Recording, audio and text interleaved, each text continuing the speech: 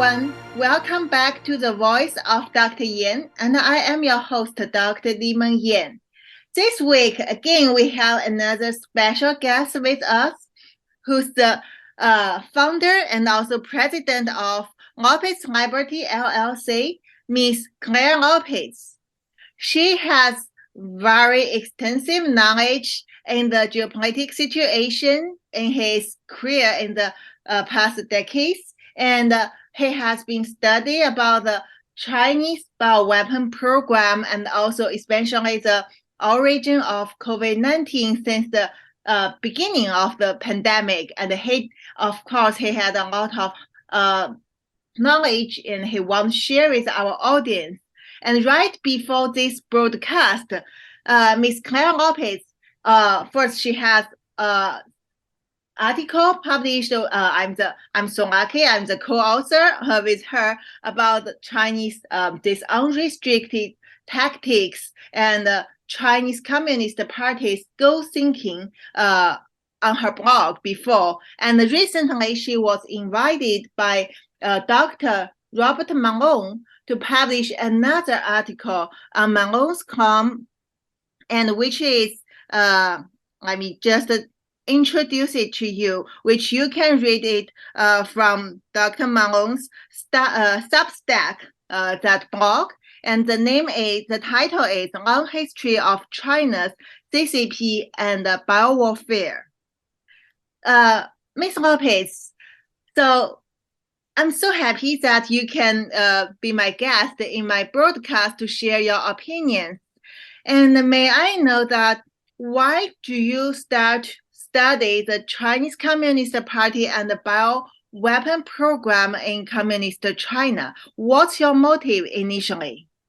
Well, thank you, Dr. Yan. It's so good to be with you. Thank you for the invitation to join you on the program. I do appreciate it.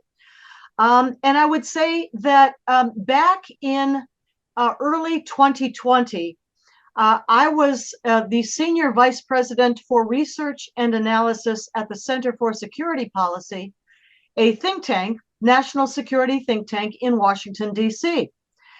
And it happens that a couple of years before that, I think it was 2018, that is the first time that I read Unrestricted Warfare, this military manual written by two Chinese colonels in the PLA, People's Liberation Army.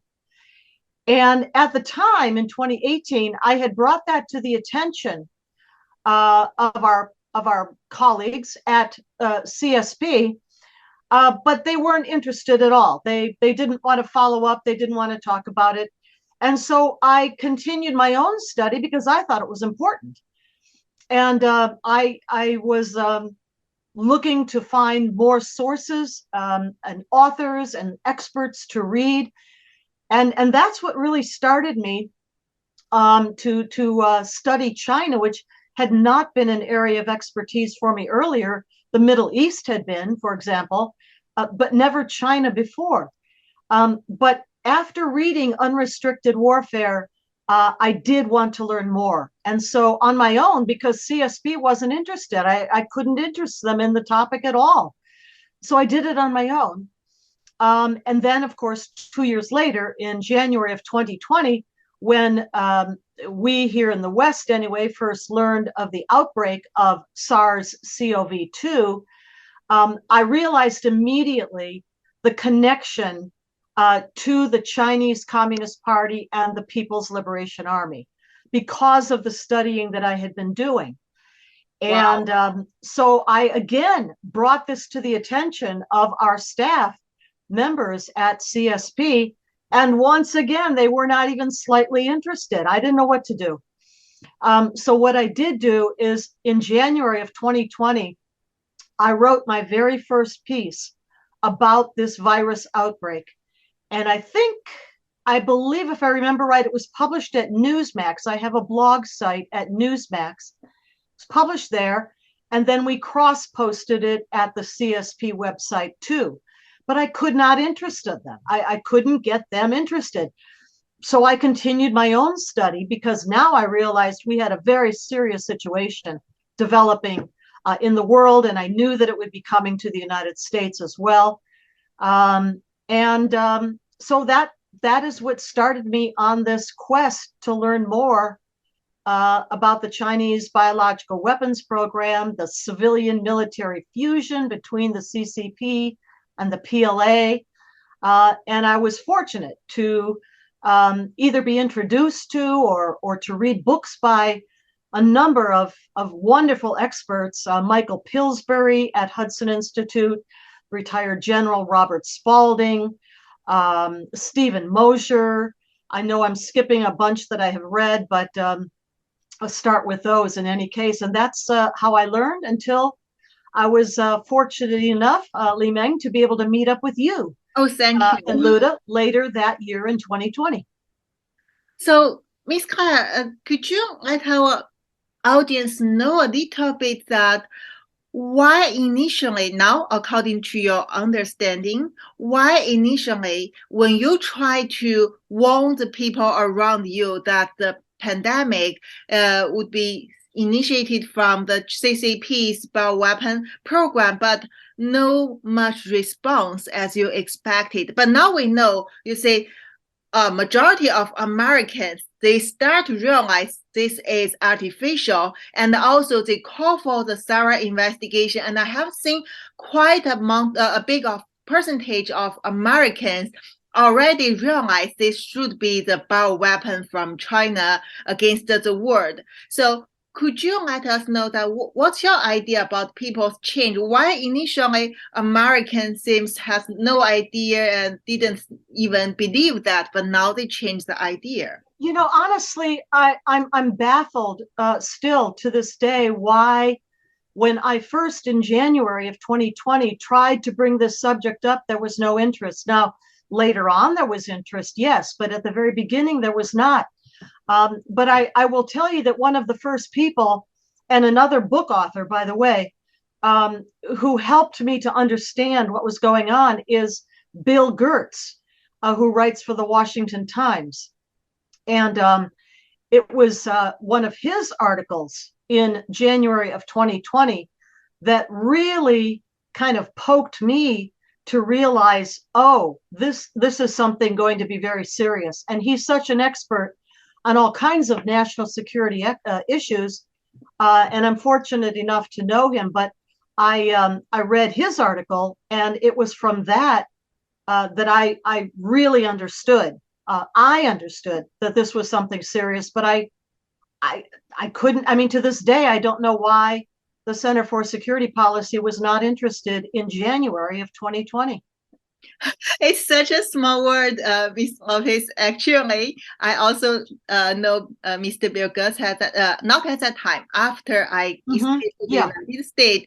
And actually, his paper at that time in January, the one you read and inspired you, it's based on my evidence I provided to Luda, and Luda passed to him. Oh, and I did not know that part of it. He has also done his own research based on evidence. He has to verify it, but it happened right after that. So that means basically from the beginning, people like you and me who are vigilant about CCP's bioweapon program can immediately realize that something wrong happened in China, and we need to know what happened. So I, by accident, get appointed at that time, right, by my supervisor to get to know it. And after that, just within several weeks, I passed it to Mr. Luda, and then he based in US and delivered it to the intelligence community, and people like you already prepared. You have this knowledge before that, so you can immediately realize something wrong, although China blocked all the information at that time. And you become the very initial power in the United States to warn people, to wake people up about the nature of the pandemic, right? Yes. Well, I really should give credit to one other group, and that is the Epoch Times. Oh, yes. And early in 2020, I forget if it was about maybe March, if I remember right, of 2020, Joshua Phillips, who's an excellent investigative journalist and an interviewer at Epoch Times, he led the production of a documentary film, which I'm sure you've seen. Oh, yes. About the origins of this virus outbreak. And I saw that video in whatever month that was. I remember it being March of 2020. And that also really helped to inform me and interest me to search further. And from that point onwards, I was looking for the scientific research papers that have been published. And I have to say, I am very, very happy that my native language is English. I would not want to have to learn English. It's a very hard language, but the papers are mostly published in English, the scientific journals, for example. And I started reading those. And I didn't understand everything. I have no medical background myself. I'm not a scientist or a researcher in medicine in any way.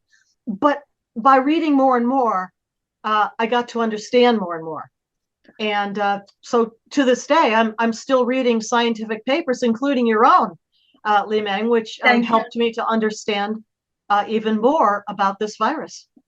Thank you. I really appreciate your capacity of learning the new knowledge. Like, I know you try to understand the virology, vaccine, and also more than that, through the articles, sometimes you will come to discuss with me. And also I learned a lot from you too. And I know you have learned multiple languages and you're still learning the new language. So this is really amazing. I believe that is a capacity which make you can quickly understand what happened and also pursue the further investigation, to want to reach the bottom of the pandemic during the past almost 3 years. And I know you keep working on that.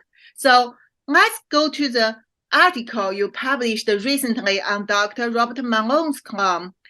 You use the biological warfare as the title. And as we know that the Senate report led by Senator Richard Burr and also the Senate Committee on Health, Education, Labor, and Pensions, they have already changed the very significant word of the origin of COVID from accident before to the incident now.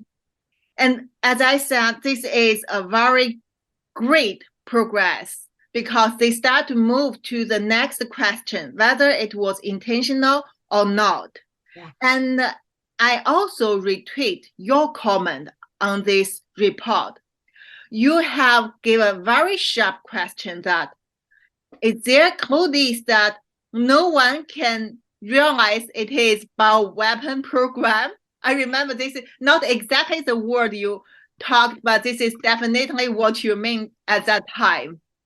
So I want to get your opinions and I will share with our audience that what do you think about the Senate report and what do you think about the further investigation? Why no one mentioned bioweapon program yet?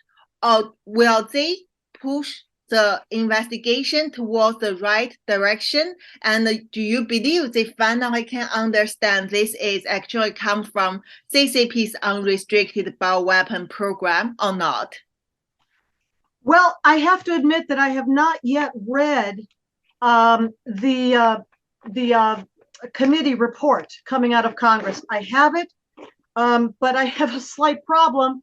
My printer recently died, and so I haven't been able to print anything in a couple of days. It's at the shop getting fixed right now. So I admit that I have not yet read the report, but I have read summaries about it.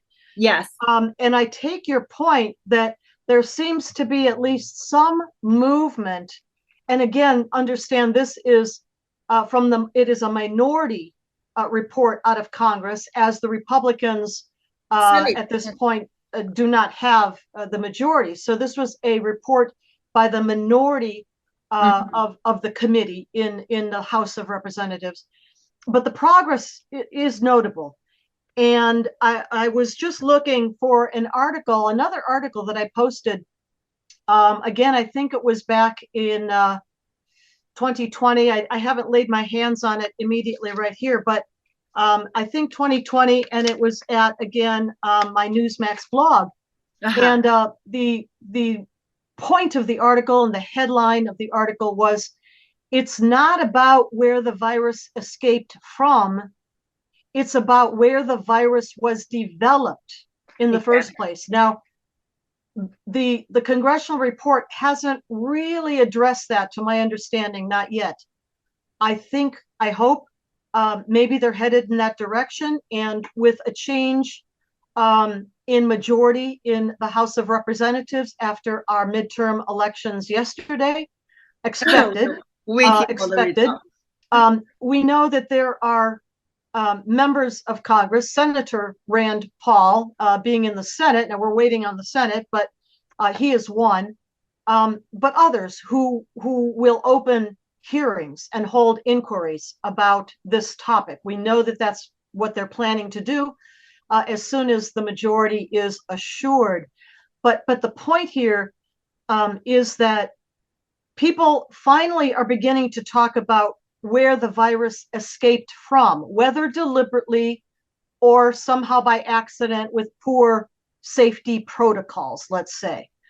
That is still a question mark, but at least they're moving away from the natural origin story, which has been absolutely proven to be fake, false, made up entirely, with no basis in fact.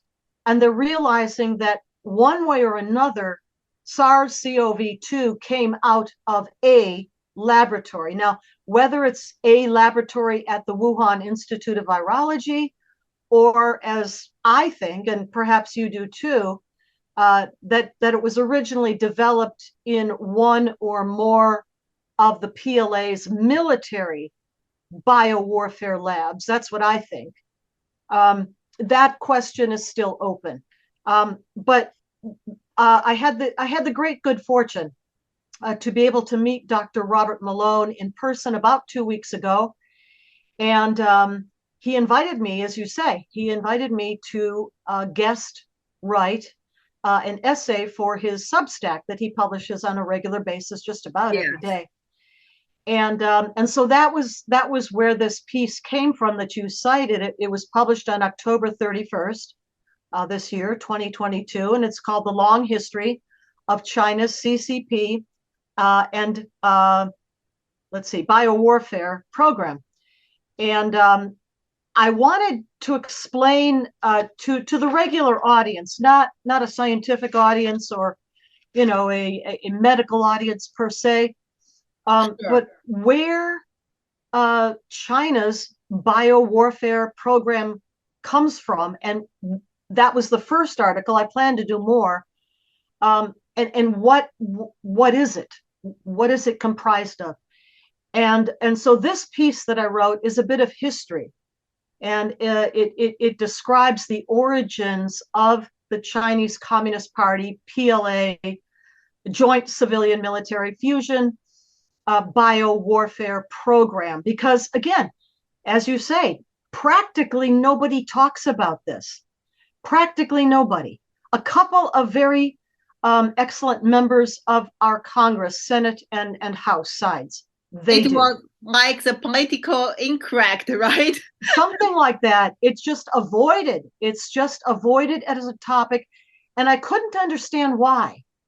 The fact that China has an unrestricted warfare military agenda, and that in that book from 1999, the military manual openly explains that biochemical warfare is part of their military arsenal.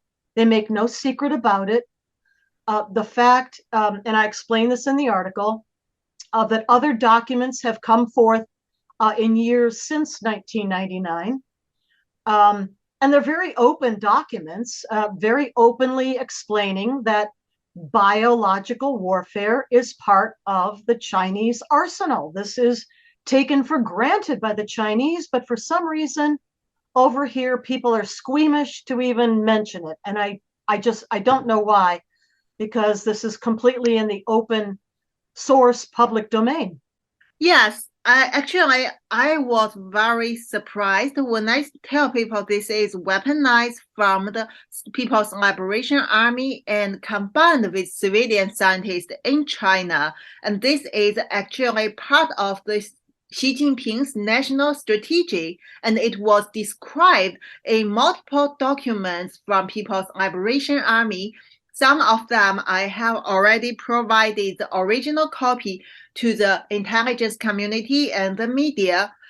However, we still cannot see the very strong voice on media, especially mainstream media, to even touch this topic. Yeah. However, if we go back to say, as you said, start from the history of Chinese Communist Party, which is long, but not that long, right? Just we can talk, like as you mentioned, from Chairman Mao's period was in the 1949 from that time. And then in the next 70 years until now, we can see a lot of evidence in the history, which is not the secret, to explain how they developed the bioweapon and using the unrestricted tactics to make it very, the cunning way, in a very cunning way to avoid the accountability. And as I just want to quote some of your words in this article before explain it. When you mentioned me, you said Dr. Li-Meng Yan's mission since then have been to warn America and the world about the Chinese Communist Party's offensive biological warfare program. That program, a seamlessly linked effort directly by the CCP in collaboration with the People's Liberation Army, dates back to Mao's 1949 takeover of China. In the wake of World War II, Japan's horrifying use of bioweapons against the Chinese people became known to the world. And you already connected it to the very beginning of Chinese Communist Party's bioweapon program. And you mentioned that it is based on the Japanese Army's bioweapon program left over in China. And could you explain more from that time to our audience about the establishment of CCP's biowarfare program? Yes. So as people may know, during World War II, Japan invaded China and very brutally occupied large parts of it. And in Manchuria, established what is called Unit 731. 731 was a biological weapons program run by the Japanese Army and used in horrible experiments and attacks against the Chinese people. And after World War II, when, as we said, Mao took over China in 1949, the Japanese were defeated and expelled out of China, but Mao did not get rid of the program, of the bioweapons program from Unit 731. Instead, he took it over and developed it further, even keeping, as I think you told me, Li-Meng, keeping some of the Japanese scientists to help develop his own CCP PLA bioweapons program. And just so people know what we're talking about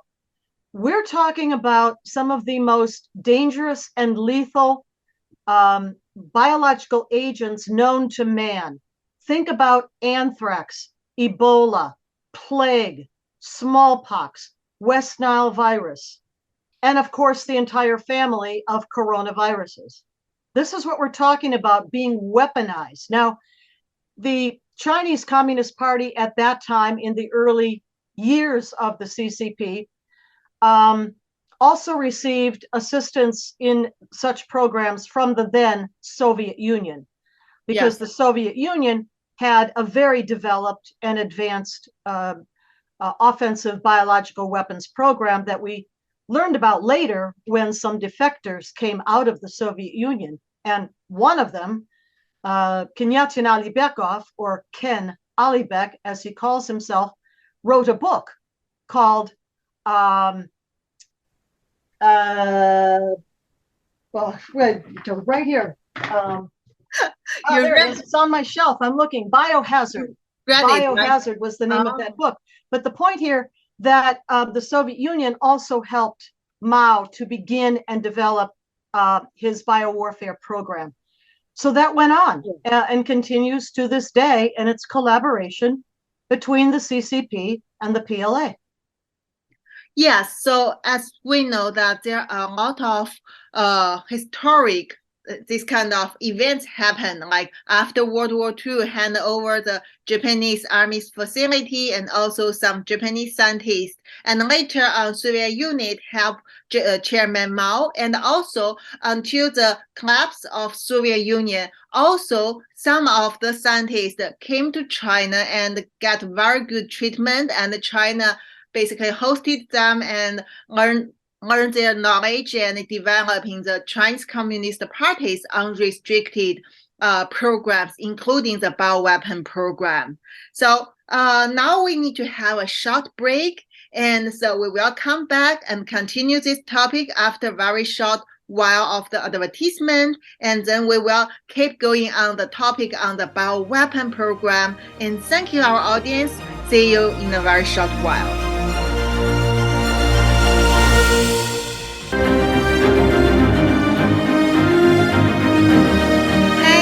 Welcome back to the Voice of Dr. Yan, and this is the second section of the broadcast this week.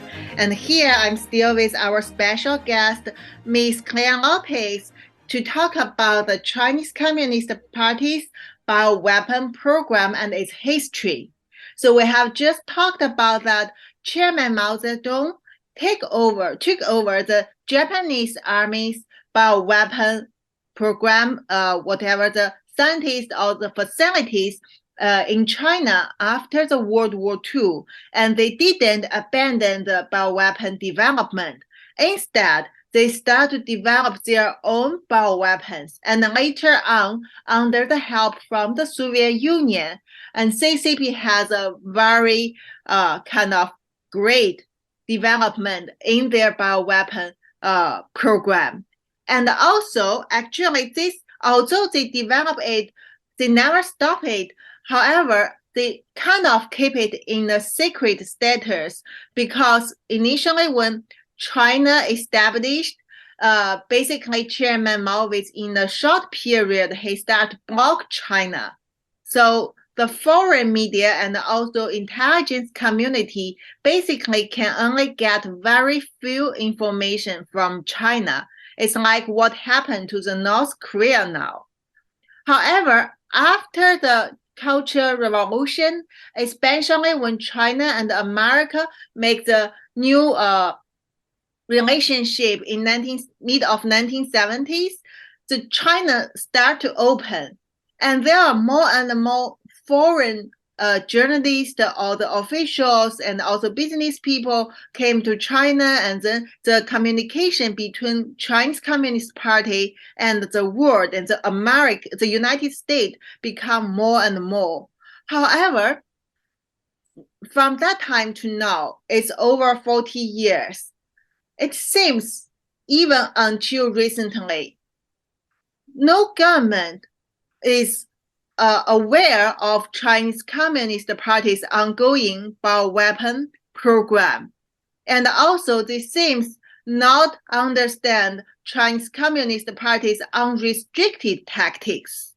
Right? As you always mention, Mr. Lopez, you mentioned that there was a famous speech called Chi Haotian speech given by the General Chi Haotian of Chinese Communist Party in 1990s. And you said that was a very, the very shocking speech, which demonstrates CCP's motive and their ideas to further destroy the Western civilization and especially United States, right? So could you let our audience know more about what you learned from that Chi Haotian speech at the end of 1990s? Yes. So in the beginning, when the speech was first given by this very senior military official in the Chinese regime, it was not public. It was not known to the West or other places. But later on, somehow it became leaked. It got out. Excuse me. And in the September 2019 issue of his blog site, my very good friend and very astute analyst and observer of communism, Russian, Chinese, posted an English language translation of the secret speech of Chi Haotian. And this was in September of 2019 at his blog site. I think the date was September 11, as a matter of fact, 2019. On his blog site, Jeff Nyquist is his name. And so you can look that up if anybody be interested. But in short, this secret speech talked about a very aggressive offensive program and strategy of the Chinese Communist Party and the PLA to overtake and to defeat and to dominate the West, and in particular the United States of America. And among the different strategies that were talked about in this speech, the secret speech of Chi Haotian, they Jeff Nyquist posted the English language, and he in the speech talked about using biological weapons very clearly, unmistakably. He's talking about using biological weapons in an offensive way. Now, I should add maybe here that China, like the United States and Russia and many, many other countries around the world, China is a signatory to the Biological Weapons Convention, I think since 1984, if I remember the date right. And although the organization does not really have much power of enforcement, those who sign it agree, at least, in writing, by acceding to this treaty, that they will not develop or maintain an offensive biological weapons program. Well, that doesn't seem to matter very much for China. And in the secret speech, Chi Haotian talks about using biological weapons to, as he says, clean up America. And by that, he meant that at the time when China's population was thought still to be expanding, whereas now we know that it is shrinking very rapidly, mostly because of the one-child policy for so many years that murdered so many female babies. But at the time, the thought was that China needed what he called in the speech Lebensraum. Now, of course, that's German. Lebensraum means living speech. Living space means living space.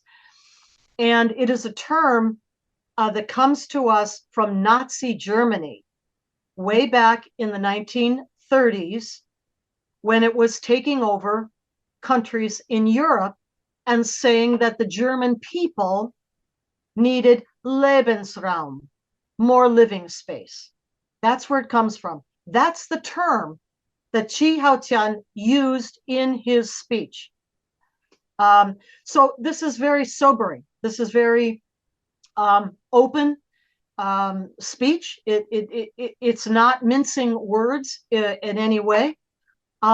But I don't know that any of our American senior national security people have ever seen this speech unless they read Jeff Nyquist's blog, which they should, by the way. Yes. But I have never seen any reference to this speech by anyone in a senior rank of the United States national security government or military. Actually, I really think to invite Jeff next in the next or the next. You should. You really should. Yes, He'd be a yes. great guest. Yes. Because since you introduced him to me and we had very good conversations, and I really appreciate his deep and sharp insights about China and of course Soviet Union's history and the problems. Yes, he's a very great researcher about these China-Russian issues. And you have already mentioned the bioweapon convention. Actually, now we know that Chinese Communist Party doesn't care any convention or whatever agreement, the statement, right? When they need it, it's legal, it's useful. You have to insist on that. When they don't like it, then basically this is something, a piece of the wasted paper. A piece of paper. They do what they want. Yes, like the toilet paper, they just throw it around. Yes.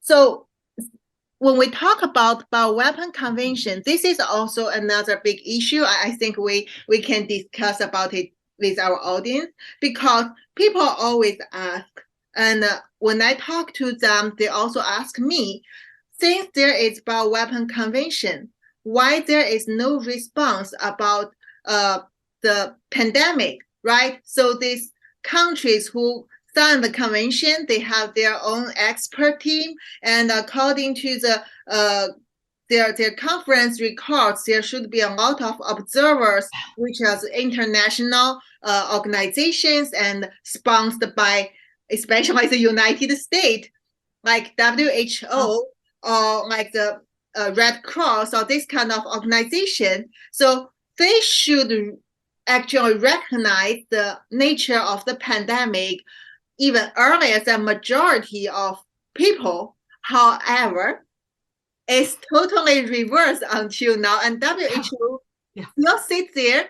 Dr. Tedros and other experts still insist most probably this should be the nature origin. Although they know now, basically people know they're lying, but they still try to show you their authorities and to force you to believe this kind of ridiculous theory, right? Yeah, exactly. Now, there are a couple of things. First, about the Biological Weapons Convention, its only means for enforcement is that one or more of the member signatories would take a complaint, let's say, to the United Nations Security Council.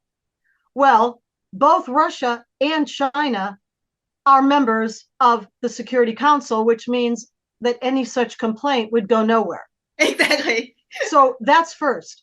But then secondly, just as you were saying, Li Meng, that at the top levels of many international agencies and organizations like the WHO, World Health Organization, which is an organization of the United Nations, it's very much under the influence of the Chinese. And the Secretary General of the WHO, Dr.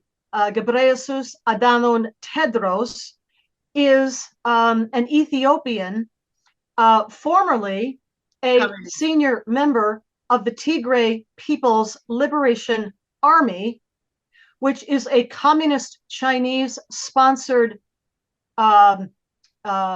organization, revolutionary organization, separatist organization in Ethiopia. Yes. That's where he comes from. That's his background. The leader, the Secretary General of the WHO. So if we are wondering why we are not getting any solutions from the WHO, that maybe just could be a part of it. Of course. And then finally, I would say that at top levels of the world, there is, and I think people may not understand this completely, but there is a, what would you say? There are linkages, there are connections among not just United Nations top level organizations and their leadership, but nation states like China, like Russia, the top levels of scientists and researchers from laboratories all over the world, and very importantly, in this mix come the philanthropists of the world, that is the top donors, foundations, and their leaderships, like a Bill Gates, like a Ford Foundation, a Rockefeller Foundation, a Tides Foundation, a Plowshares Foundation, all of these. So all of these exist and work together at a level that is, I would say, supranational, that is above the nation state level. But they are all linked together in commonality. And they are the ones who decide what experiments will be done, in which laboratories, what information will be allowed out, what information will not be allowed out. And I forgot one more connection, and that is to what we call big pharma. Big pharma means the biggest pharmaceutical companies in the world, like Pfizer, like Moderna, like Johnson & Johnson, and others. And it's an incestuous mix. They all collaborate with one another for various reasons. Some are personal, some are for profit, some are for, what would you say, publicity and self-promotion. But at that level, it is supranational, above the national level. And that is where we are having the difficulty, I think, in getting any true and honest answers about where this virus was developed, where it was tested, and from where it got out one way or another.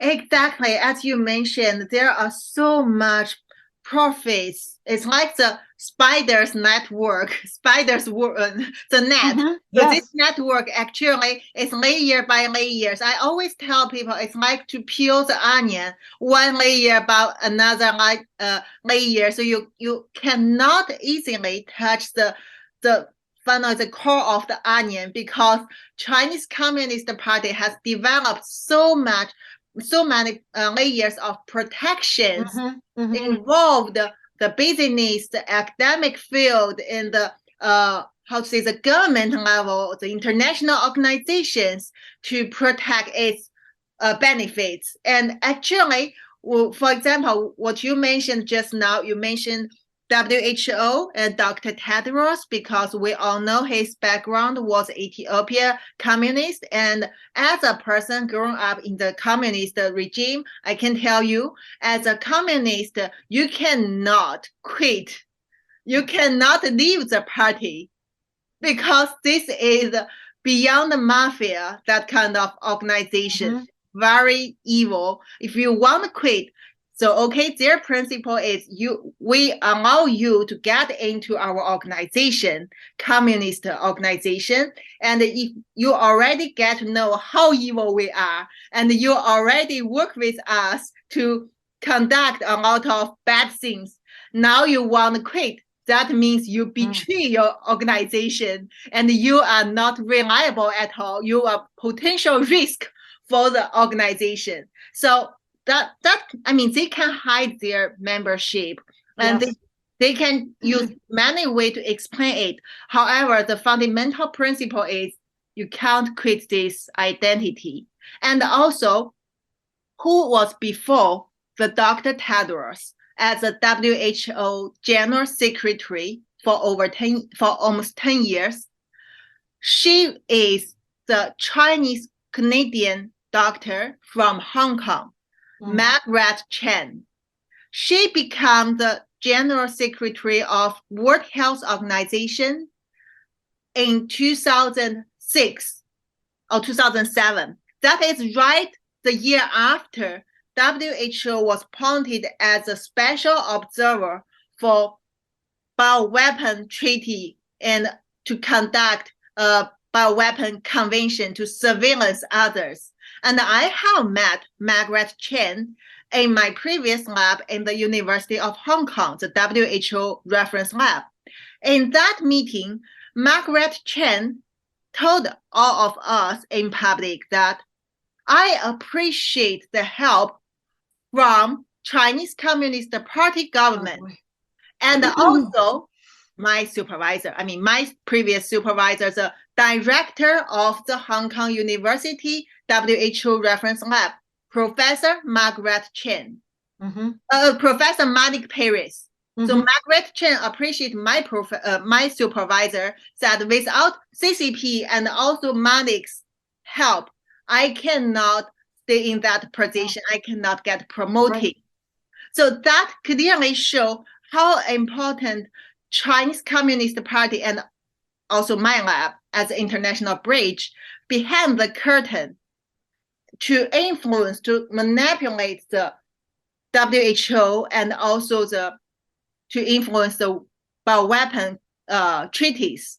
And also after that, we know Margaret Chen was shouted at holding the arm of Dr. Tedros and in the very public event to show how close they are. So one by one, they stay in that position and boom, suddenly pandemic happened and they try to tell you this is from nature. Yeah. You need to get vaccines again, and you need to learn from China, from Xi Jinping, even learn his zero COVID policy at that time. So this, people thought it is conspiracy in the beginning. They attack me. They definitely also would attack you at that time because you talk about bioweapon. But now they, little by little, I see people realize, this is the fact. And also like when you talk about Bill Gates, actually, do you know Bill Gates is a foreign membership of Chinese Academy of Engineering? That is the Chinese Academy of Engineering and the Chinese Academy of Science are not just the academy as the United Academies. They are basically the organization for the scientists, experts in the advanced technology and recruited by China for the military civil fusion programs. Yeah, I should mention here maybe that it is not just among philanthropists or foundations like the Gates Foundation, but the Chinese Communist Party has been very successful in penetrating our own United States public health agencies and organizations. And Peter Schweitzer, who many people may know from different interviews he's done on TV, but also the books that he's written. In his most recent book, it was called Red-Handed, and I think it was written in 2021, if I'm not mistaken. That's when it was published, I should say. He talks about something called elite capture. And elite capture means that the CCP compromises the top people in various sectors of our society. So think about Wall Street, industry, think about Hollywood, entertainment, think about sports, think about academia and government, obviously, and think about public health.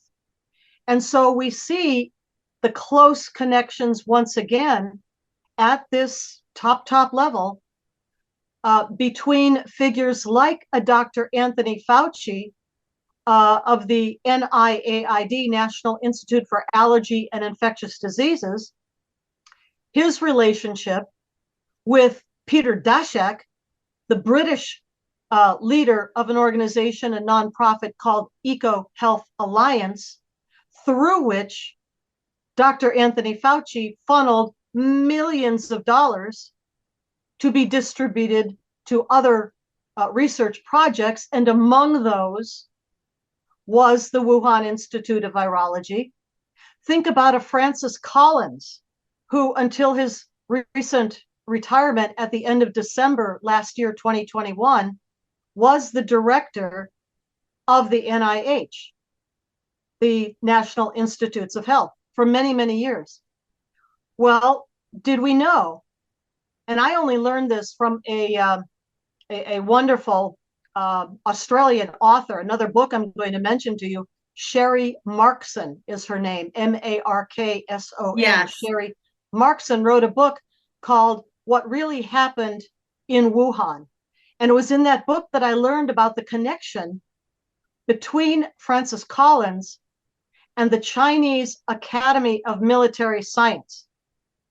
They concluded an agreement between the NIH and the Chinese Academy of Military Science, which is subordinate to the PLA, and together they supervise China's offensive biological weapons program.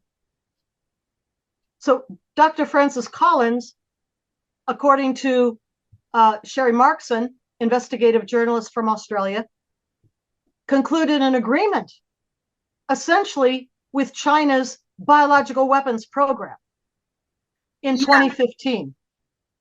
This is what I mean by elite capture and how badly penetrated and co-opted our own public health institutions are.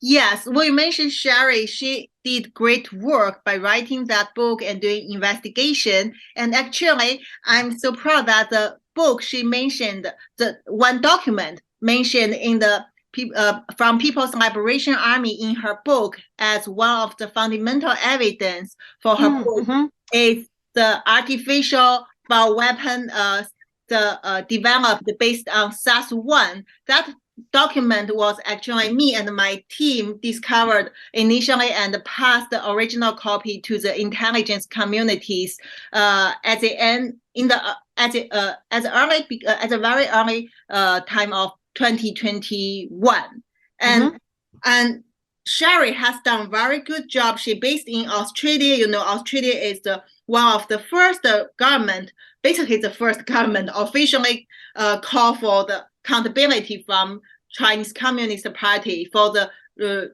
investigation of the COVID-19 pandemic. And unfortunately, that makes China very angry. And somehow after the election this year, their attitude kind of changed. And now recently we hear that the government of Australia tried to re-establish the network, the relationship with communist China. And based on our intelligence that CCP has done a lot of things in America to change their election results this year because they were really fear of the investigation if it was will be conducted by Australian government after that election. So that shows clearly this is a battlefield. So China is fighting with Western government, no matter Australia or the United States, to try to maintain their stability and avoid of accountability.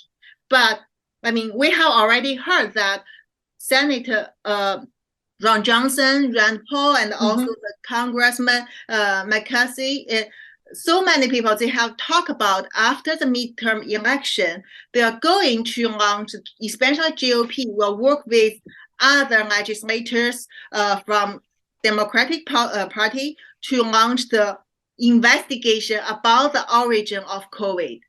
And we now have just 1 minute left. Could you let our audience know your opinion about the upcoming investigation in the United States about the origin of COVID-19? Well, you know, I can only hope that the Republican Party here in the United States is able to secure a majority in the House of Representatives and in the Senate. We don't know that outcome just yet because many of the races are still not called. But we should know more in the next couple of days. But if that happens, then I'm very hopeful that we will see, at least in the House of Representatives, we will see committees, oversight committees, holding hearings and subpoenaing some of these top officials that at least either are or were, at the head of our different agencies like the CDC, Rochelle Walensky, like Dr. Anthony Fauci at NIAID, like Francis Collins at NIH, and others, that they will be subpoenaed to come to Congress and testify what they know, when they knew it, about this virus, where it came from, and what their role is. We didn't even mention this, but what their role was through funding and collaboration in helping the Chinese bioweaponeers, especially what they call Bat Lady, Xu Zhengli, right? And the Wuhan Institute of Virology to conduct gain of function experiments and research. That must all come out, because that dangerous research helped, very likely helped, to produce, to develop this very dangerous coronavirus bioweapon, the SARS-CoV-2. Sure. Thank you so much, Ms. ClareMLopez, and we hope we have more time today, but we definitely want to talk with you later in my episode if you are available. And I will be very happy to come back. Thank you. Thank you, and thank you, my dear audience. We will meet next time and the Voice of Dr. Yan on America Out Loud Radio Network, Saturday and Sunday, 9 a.m. and 4 p.m. EST, also on the various of apps for free. Thank you.